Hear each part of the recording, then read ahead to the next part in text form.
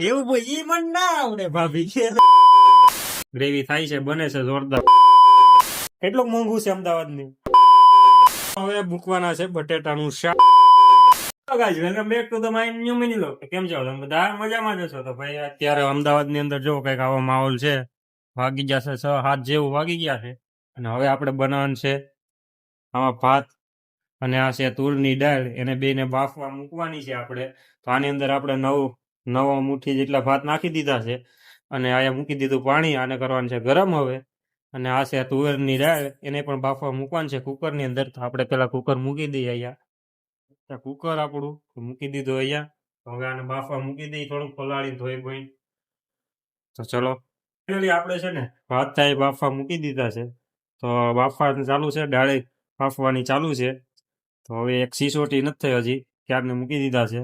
આમાં જો ઉકળવા આવ્યો છે, પાણી થોડું થોડું ઉકળવા આવ્યું છે. લીંબુ નાખી દીધું ને થોડુંક તેલ નાખી દીધું, જેથી ભાત હરખા થાય અને ફૂલે હરખા, બફાઈ નહીં, હાવ ખીચડી જેવું ના થાય. એટલે એમ, એટલે જો પાણી ઉકળવા આવ્યું છે ધીમે ધીમે. બાકી આની સિસોટી આગળ હમણાં થાય મેળા આ બફાઈ જાય પછી. હાલો, તો આપણા દીદી અને ભાભી આવી ગયા છે. તો આપણે ભાઈ આયા દાળ બફાઈ ગઈ છે, જોવો કઈક આવી રીતે, કઈ ઘટે નહીં એમ. એ આવ્યા હતા, એ ગયા હતા ગાર્ડનમાં બધા. તો આપણે એ આવ્યા ત્યાં સુધીમાં દાળ બાફી નાખીને ભાત ને બધું જો ભાભી આ ભાત કાઢે છે. એ ભાત બફાઈ ગયા છે પરફેક્ટ, કઈ ઘટે નહીં, બાસમતી.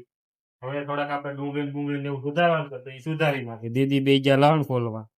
તો આપણે હવે ટમેટા ને એવું મોરવાનું છે, મોરી નાખ. દાળ વઘારવાનું કામકાજ ચાલુ થઈ ગયું છે. તો જો અમારા ભાભી દાળ વઘારે છે. આમાં નાખેલું છે ભાભી, હું નાખેલું છે થોડું જણાવી જો આપણે વ્યુઅર્સ ને. એવું ભાઈ ઈ મને ના આવડે ભાભી, ઈ મને ના આવડે. તો ભાઈ ટમેટા ને એવું બધું નાખેલું છે આમાં, બાજ્યા ને લવિંગ ને ધાણા ને આન તેન ફલાણું ઢીસું કઈક નાખેલું છે, જોવો તમે આ રીતે છે.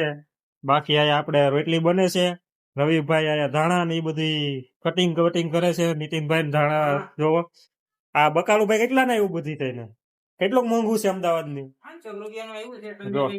હા જો 500 રૂપિયા જેટલું બકાલું આવ્યું. અમદાવાદમાં હવે બકાલું હવે મોંઘું થવા મળ્યું છે બહુ. તો ભાઈ વઘારવાનું ચાલુ છે. આ જો હમણાં નિમક નાખશે થોડું. હા જો નિમક નાખી દીધું છે. હવે થોડું સડવા દેવું એને. કેટલી ઘડી આને આમ હલાવવાનું છે ભાભી? 10 મિનિટ. 10 મિનિટ સુધી આને હલાવવાનું છે આમને, જેથી ગ્રેવી હરખી પાકી જાય. અને પછી આપણે આ દાળની અંદર જ નાખવાનું છે ને. આ દાળની અંદર નાખવાનું છે. આ દાળની અંદર જો આ રીતે દાળ છે કઈક.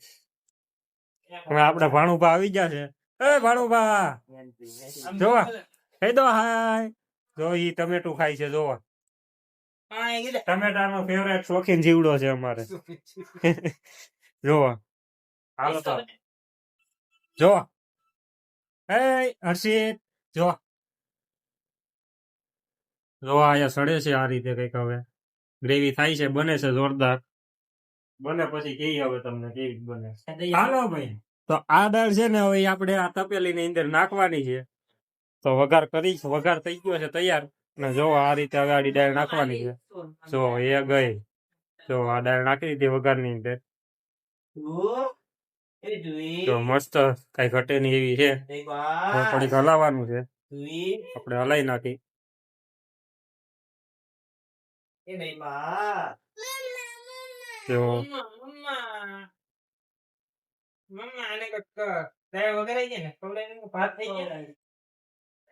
દાળ હલાવવાની છે, હલાવી નાખી. હવે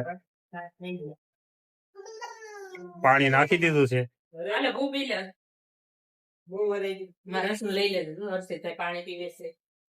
હવે થોડુંક હલાવવાનું છે. હવે બાફા ગેસ ચાલુ રાખવાનું છે, કઈ પાકવા દેવાનું છે.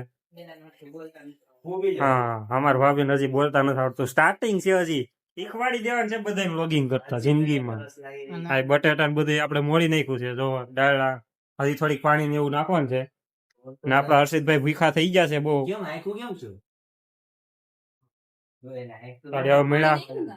પાણી નાખીને થોડુંક જો પાછું પાણી નાખે છે.